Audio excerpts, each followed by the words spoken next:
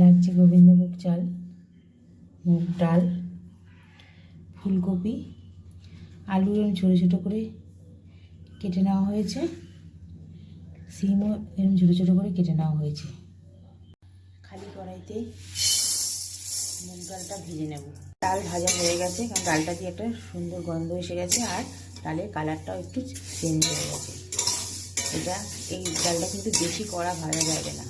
সিম আর ফুলকপিগুলো একটু গরম জলে ভাপিয়ে নেব।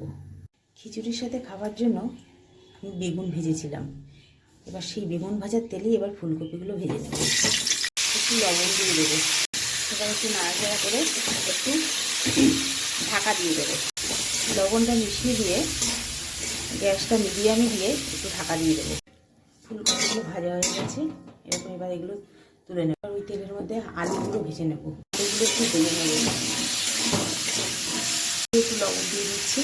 এখানে একটি পাত্রে আমি জল গরম বসিয়েছি, জলটা গরম হয়ে গেছে। এবার এর মধ্যে চাল আর ডাল ধুয়ে রেখেছি সেটা দিয়ে দেবো। চাল ডালটা দিয়ে দিয়েছি, এবার এটা ফুটতে দেবো, ঢাকা দিয়ে দেবো।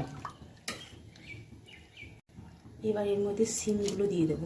এবার এর মধ্যে আমি যে আলুগুলো ভেজে রেখেছি সেগুলোও দিয়ে দেবো, কারণ সিম আলু একটু সেদ্ধ হতে হবে এবং সেটা চালের সঙ্গেই সেদ্ধ হয়ে যাবে। কিন্তু ফুলকপিটা দেবো শেষে, ফুলকপি দিলে ফুলকপিটা গলে যাবে, তাই সিম আর আলুই দিচ্ছি। এটা ফুটে গেছে, এবার উপর থেকে ফেনাগুলো ফেলে দেবো। লবণ দিয়ে দেবো, হলুদ দিয়ে দেবো, যতটা পারবো এই ফেনাগুলো এবার একটু মিশিয়ে ঢাকা দিয়ে রাখবো। এদিকে চাল ডালটা সিদ্ধ হতে হতে আমি এদিকে একটু মশলাটা করে নেব। আদা, কাঁচা লঙ্কা, যার যা নিজের ঝাল যেরকম যে ভালোবাসে সেরকমই ঝাল দিতে হবে। দেবো জিরের গুঁড়ো, দেবো ধনের গুঁড়ো।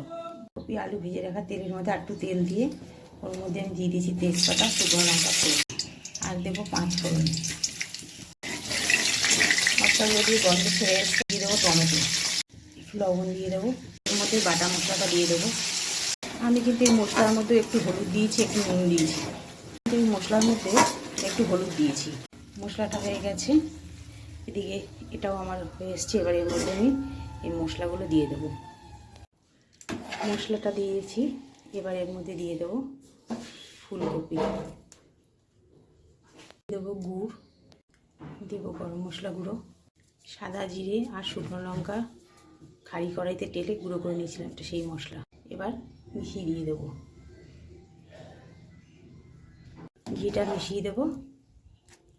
খিচুড়ি রেডি। শেষে একটু ভাজা মশলা আরেকবার দিয়েছি। ফুলকপি দিয়ে খিচুড়ি আর সাদা যদি থাকে বেগুন ভাজা আর পাঁপড় ভাজা, তাহলে আর খিচুড়ির দরকার নেই। আর আমার এই রেসিপিটি যদি আপনাদের ভালো লেগে থাকে তাহলে একটি লাইক, কমেন্ট, শেয়ার এবং আমার চ্যানেল মনের ইচ্ছেকে সাবস্ক্রাইব করার অনুরোধ রইল।